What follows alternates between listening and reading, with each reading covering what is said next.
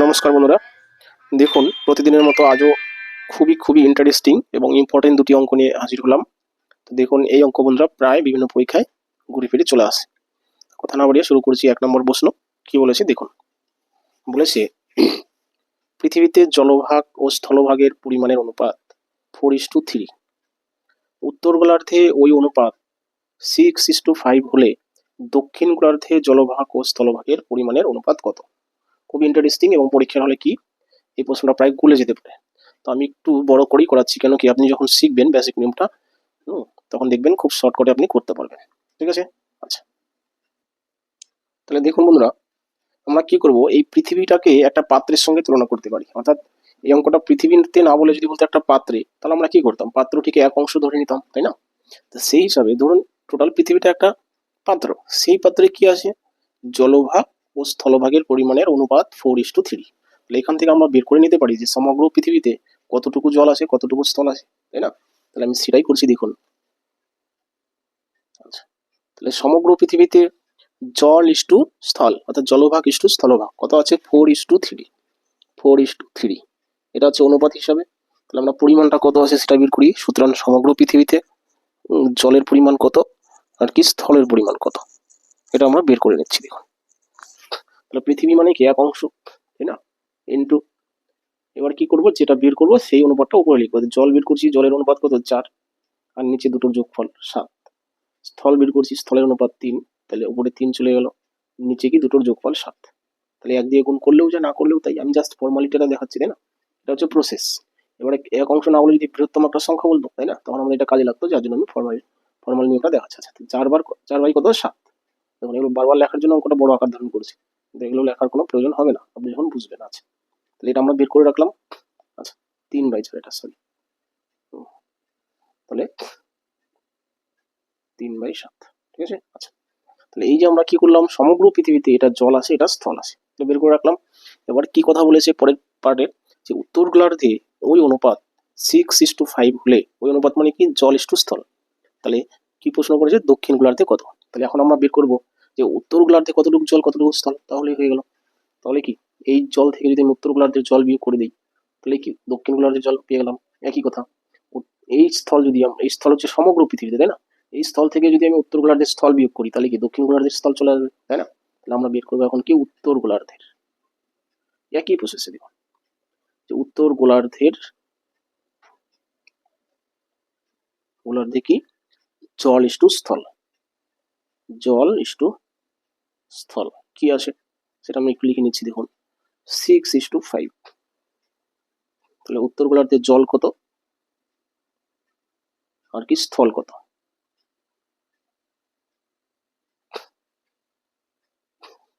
তাহলে একই প্রসেস, তাই না?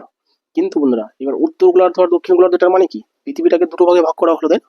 উত্তর গোলার্ধ কি বন্ধুরা এক অংশ কিন্তু এখানে হবে না, তাই না? এখানে আমরা 1 লিখেছি, কিন্তু এখানে কিন্তু 1 লিখতে পারবো না, এখানে লিখতে হবে কত, হাফ। তাহলে সমগ্র পৃথিবীকে অর্ধেক করা মানে কি হাফ, তাহলে মোট পরিমাণটা আমরা হাফ লিখে নিলাম, ইন্টু দিলাম, বাই দিলাম। এবার কি জল বের করছি, জলের অনুপাত 6, নিচে হচ্ছে 11, দুটো যোগফল 11। এখানে কি স্থল বের করছি, স্থলের অনুপাত কত 5, নিচে দুটো সংখ্যার যোগফল 11, বাস। দেখুন এইখানে আমাদের নিয়মটা কাজে লাগলো, তাই না, এই নিয়মটা। তাহলে এখানে 2 অক্ষে 2, 3 দুগুণে 6, তাহলে 3/11। এটা হচ্ছে কি উত্তর গোলার্ধের জল।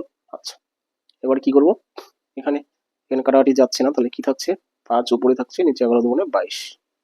তাহলে এটা হচ্ছে কি উত্তর গোলার্ধের স্থল। এবার এই জল আর এই স্থল আমি যদি সমগ্র পৃথিবীর জল থেকে যদি এটা বিয়োগ করি, তাহলে কি দক্ষিণ গোলার্ধের জল অটোমেটিক বেরিয়ে গেল, তাই না? আমি এটাই করছি দেখুন, এখানে করছি। তাহলে যে প্রশ্ন করেছে আমি লিখে নিচ্ছি দেখুন, যে সুতরাং দক্ষিণ গোলার্ধের জলভাগ কত স্থলভাগ কত, এটা আমরা লিখছি। সুতরাং দক্ষিণ গোলার্ধে কি জল, জল ইস্টু স্থল, আমরা ডাইরেক্ট উত্তরটা লিখে দিচ্ছি। আচ্ছা সমগ্র পৃথিবীতে জল কতটুকু ছিল আমরা বের করে নিয়েছি, 4/7 অংশ, বিয়োগ উত্তর গোলার্ধের জল, তাহলে উত্তর গোলার্ধের জল কতটুকু আছে, 3/11 অংশ, ইস্টু, এবার আসি স্থল, সমগ্র পৃথিবীতে স্থল ছিল 3/7 অংশ, বিয়োগ উত্তর গোলার্ধের স্থল কতটুকু ছিল, 5/22, অর্থাৎ 5/22 অংশ, এই আমরা পাবো, এটা কি পাবো, অটোমেটিক দক্ষিণ গোলার্ধের জল ইস্টু স্থল পেয়ে যাবো। ঠিক আছে, আচ্ছা করে দিচ্ছি দেখুন অনুপাতটা। তাহলে 7 আর 11 যদি লসাগু করি কত হচ্ছে 77, 7 দিয়ে ভাগ করলে 11 হচ্ছে, 7 11 77, 4 11 44, তাই না, বিয়োগ 11 দিয়ে ভাগ করলে 7, তাহলে 3 7 কত 21, ভাগ বা এটা ইস্টু চিহ্ন, এই দুটো লিখে দিয়েছি দেখো 7 × 22, কারণ এই গুণফলটা লসাগু হবে, কারণ এটা দিয়ে ভাগ যায় না, তাই না, তখন আমরা কি করবো গুণফলটা লসাগু। তাহলে 7 7 কাটা গেল 22 থাকলো, 3 22 কত 66, বিয়োগ 22 22 কাটা 7 থাকলো, 5 7 35 হলো।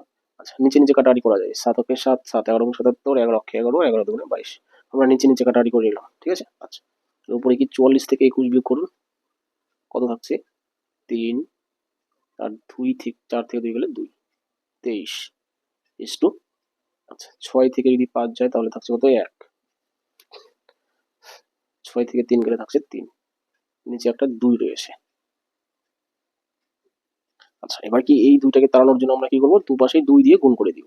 ঠিক আছে, এই 23 এর সাথেও 2 গুণ করবো, এটার সাথেও 2 গুণ করবো, তাহলে এখানে 2 দিক কাটা যাচ্ছে, আর এখানে 23 দুগুণে 46, আর কত 31, এটা আমি গুণ করলাম এইভাবে। আচ্ছা তাহলে এই হলো বন্ধুরা কি অঙ্কটি 46 ইস্টু 31, এটা হচ্ছে বন্ধুরা উত্তর। ঠিক আছে, আশা করি অঙ্কটা বুঝে থাকবেন। দেখুন বন্ধুরা এই অঙ্কটা আমি শর্ট বললাম না আপাতত, এইভাবে শিখেন। দেখুন পরবর্তী আমি আরো একটা অঙ্ক এখনই দেখুন নিয়ে আসি 2 নম্বর প্রশ্নে, সেম প্রায় প্রশ্ন দেখুন। আশা করি অঙ্কটা বুঝে থাকবেন, কেন কি অঙ্কটা আমি একটু বড় করেই করালাম, তাছাড়া অঙ্কটা বুঝতে পারবেন না। ঠিক আছে, আপনি এই বড় অঙ্কটা শিখুন, দেখুন 4 থেকে 4 ভাগের 1 ভাগ নিয়মে আপনি করতে পারবেন শর্টকাট প্রসেস। ঠিক আছে, তার আগে বন্ধুরা আমি 2 নম্বর প্রশ্নে চলে আসছি। ঠিক আছে, একই রকম একটা প্রশ্ন, তাহলে আপনি ক্লিয়ার বুঝতে পারবেন। তাহলে এই হলো বন্ধুরা 2 নম্বর প্রশ্ন, এবং এটাও প্রায় সেম কোশ্চেনই করেছে। বলেছে সমগ্র পৃথিবীতে জল ও স্থলের পরিমাণের অনুপাত 1:3, দক্ষিণ গোলার্ধে তা 1:9, উত্তর গোলার্ধে জল ও স্থলের অনুপাত কত।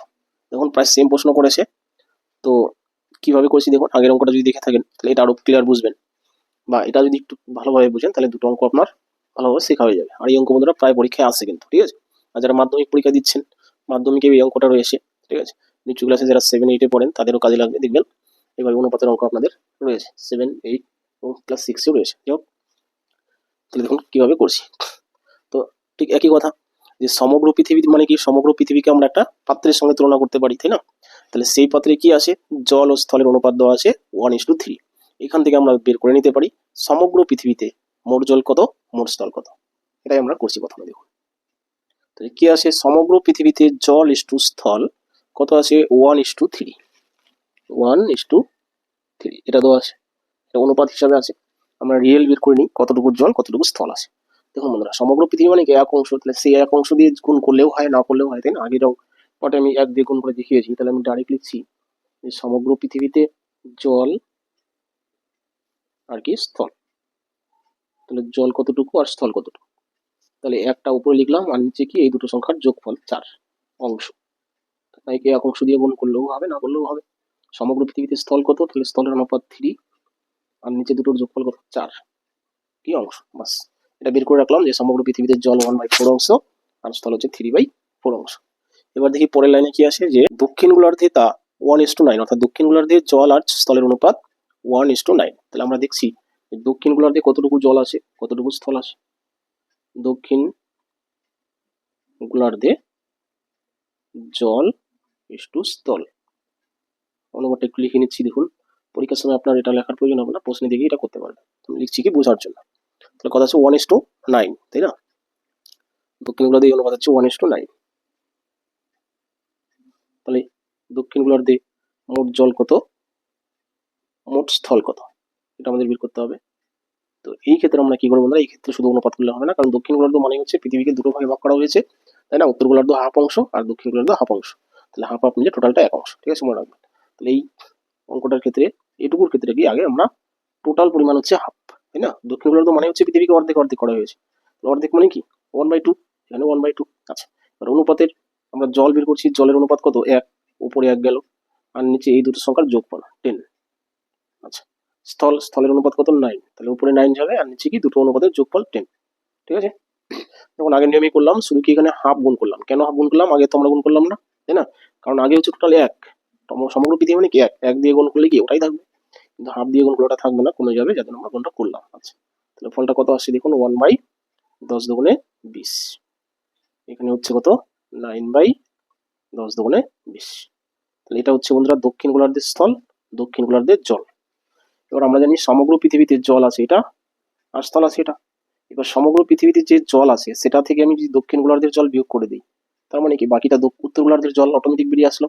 ঠিক একই রকম সমগ্র পৃথিবীতে স্থল আছে এটা, সেই স্থল থেকে যদি আমি দক্ষিণ গোলার্ধের স্থল বিয়োগ করে দিই, তাহলে কি আসবে, উত্তর গোলার্ধের স্থল চলে আসবে। বাস এটাই চেয়েছে প্রশ্ন, যে উত্তর গোলার্ধে জল ইস্টু স্থল সমান সমান কত, এটা প্রশ্ন করেছে। সেটা আমি বের করে দিচ্ছি দেখুন। আমি লিখছি, সুতরাং উত্তর গোলার্ধে কি জল ইস্টু স্থল, ঠিক আছে, জল ইস্টু স্থল লিখে দিলাম। এটা সমান সমান কি, দেখুন সমগ্র পৃথিবীতে জল আছে 1/4 অংশ, এখান থেকে বিয়োগ করবো কি দক্ষিণ গোলার্ধের জল 1/20 অংশ, ইস্টু উত্তর গোলার্ধের জল স্থল আছে 3/4 অংশ, বিয়োগ দক্ষিণ গোলার্ধের স্থল আছে কত 9/20। এই যে আমরা অনুপাতটা পাবো, এটা কি পাবো, উত্তর গোলার্ধের জল আর স্থলের অনুপাত। ঠিক আছে, আচ্ছা বাস এটা করে দিন, আপনার অ্যান্সার চলে আসবে। তাহলে এখানে লসাগু করলে কত হচ্ছে, 20 হচ্ছে। 4 দিয়ে যদি 20 কে ভাগ করি 5, বিয়োগ 20 কে 20 দিয়ে ভাগ করলে 1, ইস্টু নিচে এই দুটো লসাগু 20 হচ্ছে, ভাগ করলে 5, 3 5 15, বিয়োগ 20 দিয়ে 20 ভাগ করে 1, 9 আচ্ছা নিচে আমরা যেহেতু অনুপাত 20 কাটা দিয়ে দিচ্ছি, হলো। আচ্ছা 5 থেকে 1 গেলে কত 4, ইস্টু 15 থেকে 9 গেলে কত 6, তাহলে 4:6 এটাই উত্তর হতো, কিন্তু এটা আমরা ছোট করতে পারি 2 দিয়ে ভাগ দেয়, তাহলে 2 দুগুণে 4, 3 দুগুণে 6, তাহলে কি 2:3। তাহলে 2:3 হচ্ছে বন্ধুরা উত্তর। ঠিক আছে, এটা হচ্ছে উত্তর গোলার্ধের জল আর স্থলের অনুপাত অর্থাৎ উত্তর। দেখুন 2:3 অপশন নাম্বার এতেই রয়েছে।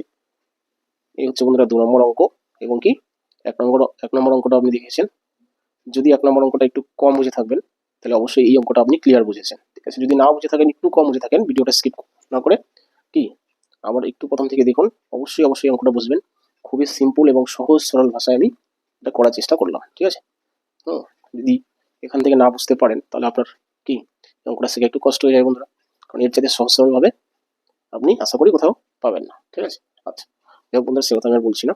তো যদি ক্লাসটি ভালো লেগে থাকে, আমার অঙ্কটা দেখে যদি আপনার একটু হলেও জ্ঞান হয়ে থাকে, বুঝে থাকেন, তাহলে অবশ্যই লাইক করবেন, কমেন্ট করবেন, শেয়ার করবেন। ঠিক আছে, আর কি করবেন, নতুন কোনো বন্ধু আসলে অবশ্যই চ্যানেলটি সাবস্ক্রাইব করবেন।